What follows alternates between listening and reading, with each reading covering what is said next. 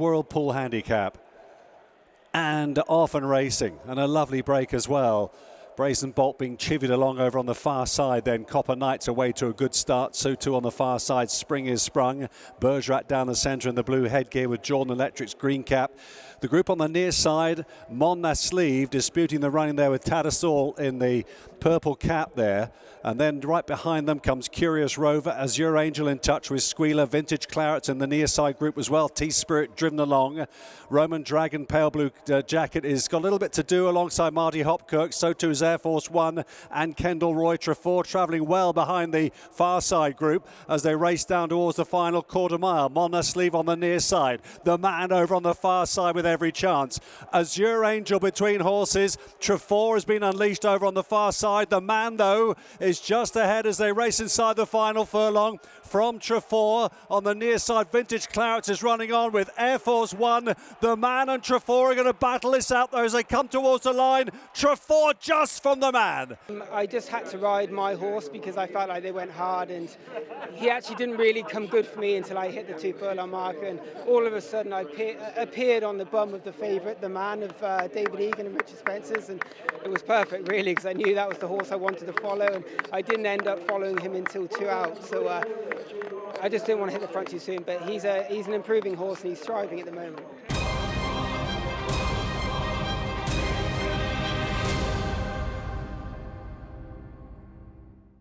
Ready to go here and Often Racing with 7 furlongs ahead of them for the Tattersalls Acomb Stakes Group 3 with £165,000 in the prize pot, and Distant Storm is taking a fierce grip in the early part of the race. Not settling at all. Up the inside, May Angel's running a bit free, but goes on. Gewan is settling better, the grey in second as they go across the path. Third, then Distant Storm. Goodwood Galaxy in a good position, red and yellow colours. Then on the inside, Sovereign Ocean at the back with Italy, and between them is Rochefort Bridge in the pink and black colours as they turn into the home straight and complete their first 3 furlongs as they go past the half-mile marker. So May Angel in front then from Gewan. On the inside then, much more tractable now is Distant Storm. Getting the hurry up now is Goodwood Galaxy. Italy on the move on the outside. Trying to look for a run then is Rochefort Bridge. Then on the inside is Sovereign Ocean. This field, the Acomb field, packing up a bit as they approach the final 2 furlongs. On the outside is the grey Gewan to tackle May Angel. Up the inside is Distant Storm. Italy is powering home on the outside now under Ryan Moore, but it's Gewan and PJ McDonald in front. Italy closing him down by the stride on the outside. There's only about a half a length between them. Gewan is digging deep on the far side, and Gewan is going to see off Italy and takes the Acomb for PJ McDonald and Andrew Balding. Look, he's a horse we've always liked from the moment he came in the yard. Was very well bought by Billy Jackson Stops for not big money really, given that he's a son of Night of Thunder, and he's just done everything right since he came in. We like the way he won at Newbury, and we're always keen to come here.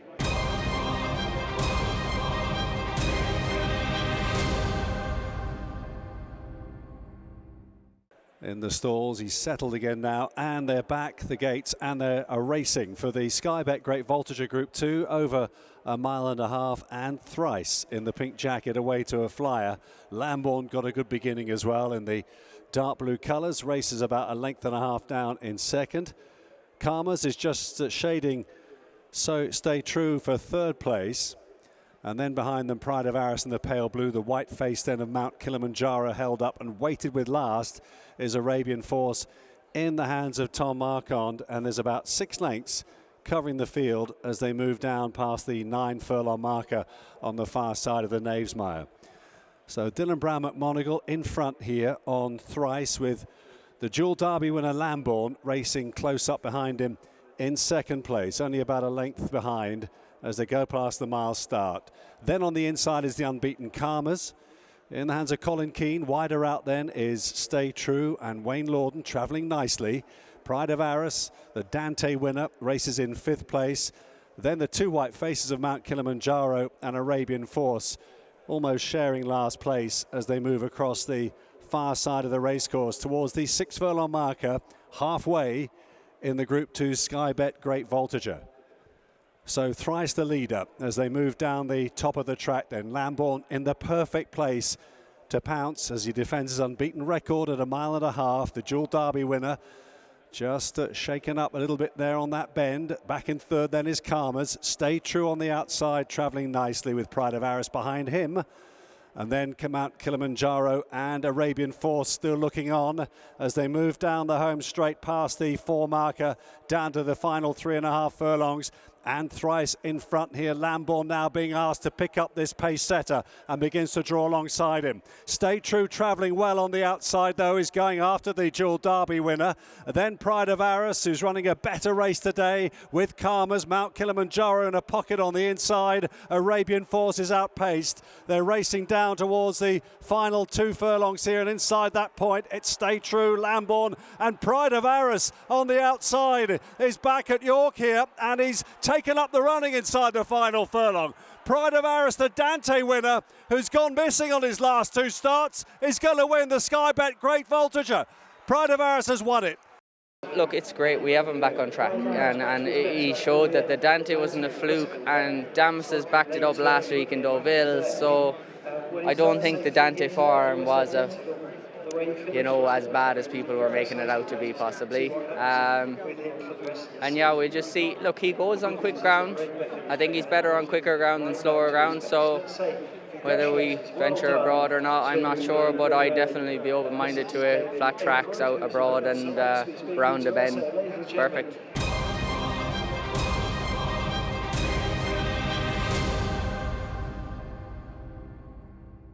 They are ready and they're off and racing for the Jabont International Group 1 of 2025. Burghcastle on the outside alongside the white and red colours of Danon Dessal, who's just restrained leaving the stalls, and that allows Burghcastle to come across to the inside rail and leads, and goes on now by about 3 lengths. Danon Dessal leads the main group with Ombudsman behind him. On the inside then is Arras under a little bit of a tight rein.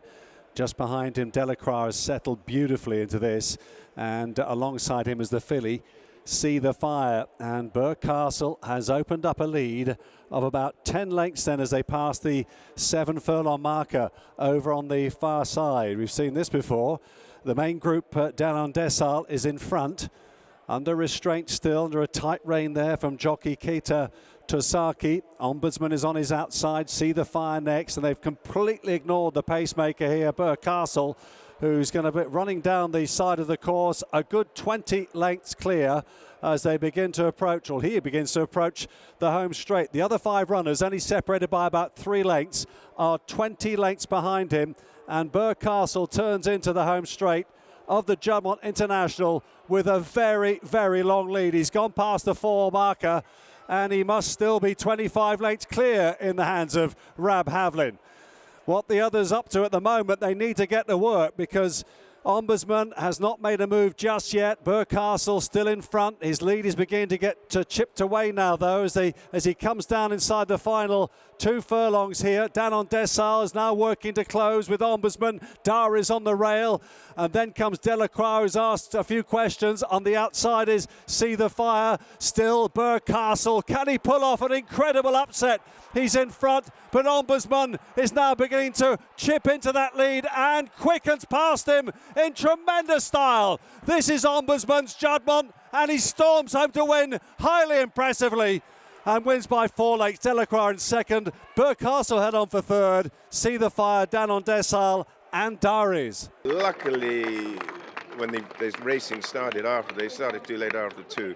This horse got a phenomenal turn of foot, and William said I went from 2nd gear, boom, straight to 5th. And he went into overdrive and won clearly well from Delacroix, so that sort of settles the Eclipse story, if you like, which is a muddling affair. But the pacemaker was third. So I did think at the 2 marker, this is going to happen again.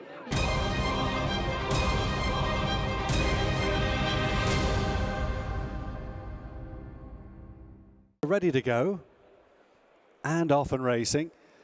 A slightly awkward start there by Align the Stars, but they got away to a reasonable beginning. You can see on the inside there, Maglark is being driven to get a prominent position in this Sky Bet Stairs Handicap, this Heritage Handicap.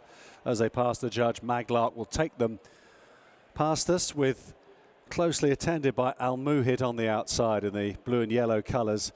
And then on the rail then behind them is Spirit Mixer, and he's alongside their Santorini Star. Charging Thunder racing together there with Align the Stars.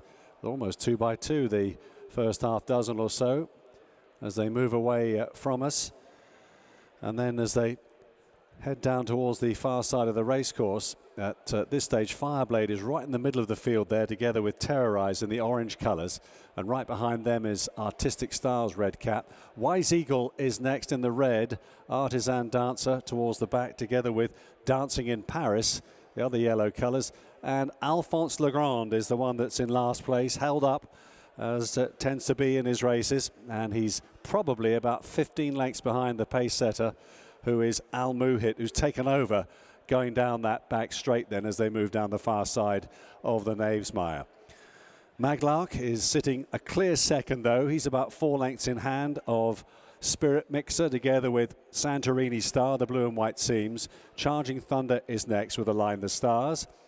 And then comes Fireblade. In the middle of the field, Terrorize and Holly Doyle, followed through then by the red cap of Artistic Star on the rail as they continue their journey over towards the far mile of the contest. And when they get down there, they've just passed that point now. They're halfway here with the field spread out by about 20 plus lengths in this Sky Bet Stairs Handicap. So Almuhit making it a proper test.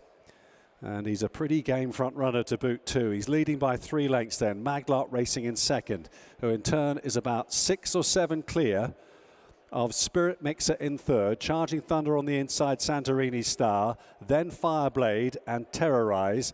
Wider out then to Align the Stars as the field make their move down around the top of the track then towards the back of the field still with quite a bit of work on is Artistic Star, who's just ahead then of Wise Eagle, Artisan Dancer, and then Dancing in Paris, and Alphonse Legrand whips them in as they turn in to face up to the home straight. 4.5 furlongs left to cover here.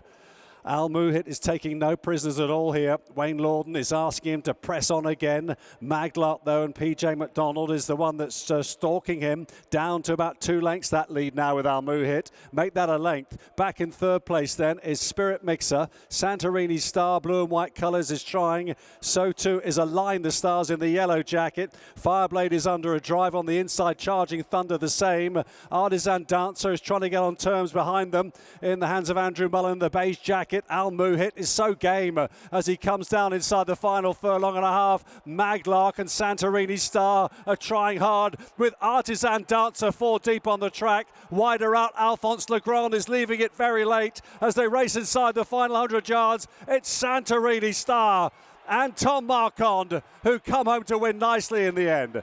Just getting up over that extended distance, she was obviously nice and strong through the line, and yeah, we thought. You laughing at? Are you sure? Yeah, at least one sticker's right. Yeah, okay, I'll take that one. From Maureen? Yeah. Brownie points. Which one has she chosen? Well, at the moment, mine. But no, in all seriousness, she really appreciated going up in distance.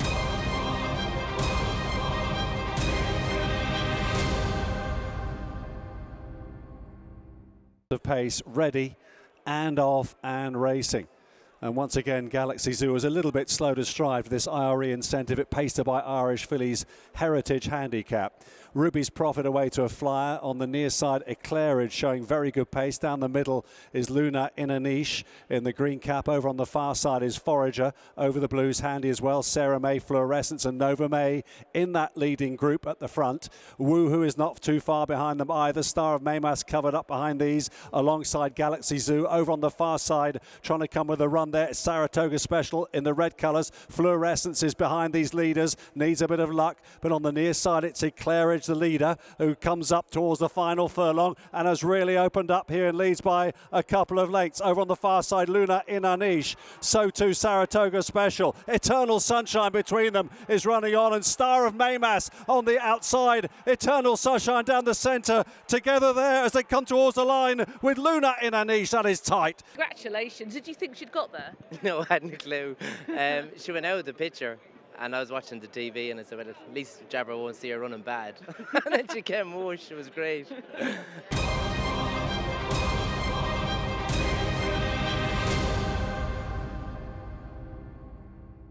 to stall 8, set for the Sky Bet Nursery, and away they go. Utmost Respect emerging more or less on level terms. That colour change there, the mauve with the black cap and braces.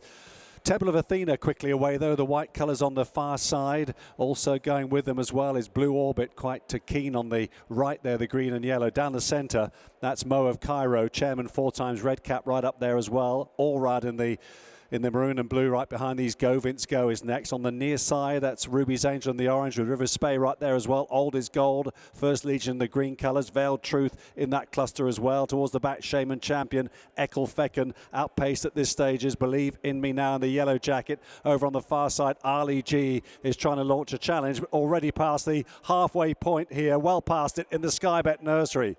Down the centre, Mo of Cairo, taken on by Temple of Athena. Utmost Respect is trying to weave his way through with Blue Orbit, who's just a bit short of room on the rail there. Down the centre of the course in the orange jacket is Ruby's Angel, who's keeping on pretty well. Mo of Cairo, the grey, digging out a bit more. A lot of chances on the outside. River Spays finishing off well. Mo of Cairo, Ruby's Angel, chairman 4 times. They're coming up towards the line now. That is tight.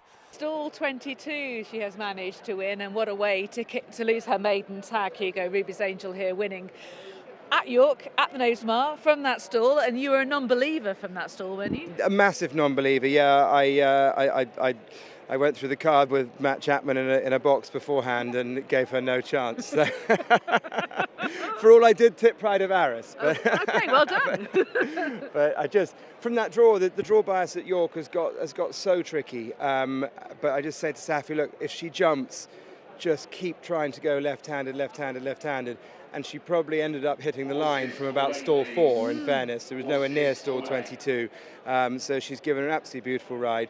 Safi observed when I picked the saddle up, she goes, you must like this filly. She's been favourite every time. I was like, yeah, look, we do like her. But, kind of York's Ebor meeting is not a traditional place to come break your maiden at the 5th time of asking.